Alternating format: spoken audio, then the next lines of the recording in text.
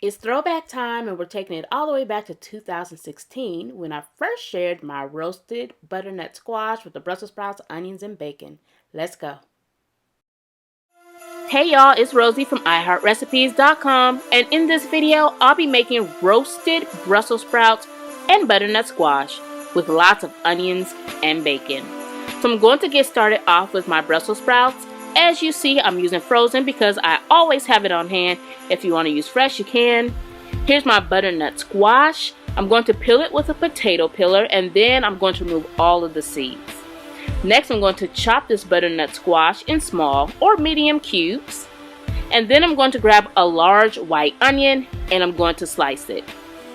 Once we're done slicing the onion, we're going to head over to our stovetop and we're going to fry up some bacon. I'm going to fry it over medium heat, and I'm going to get it nice and golden brown and nice and crisp. Once it's nice and crisp, I'll remove the bacon from the bacon fat and I'll set the bacon to the side. Don't throw out the bacon fat because it is one of the ingredients for this recipe. So combine the Brussels sprouts, the onions, and the butternut squash into a large bowl.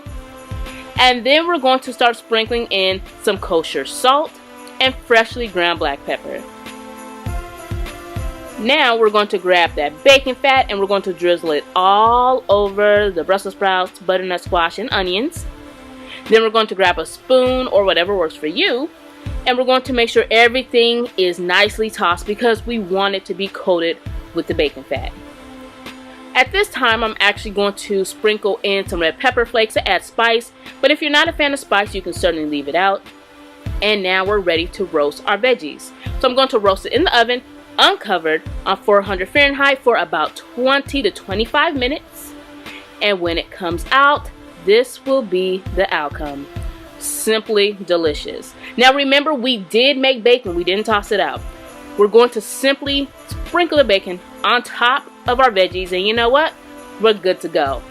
Now don't forget, if you want the exact measurements for this recipe, head over to my blog, iHeartRecipes.com. For many of you that don't know, YouTube is not my main spot. My blog is. I actually upload more recipes on my blog than I upload on YouTube. Also follow me on Instagram if you're not following me already.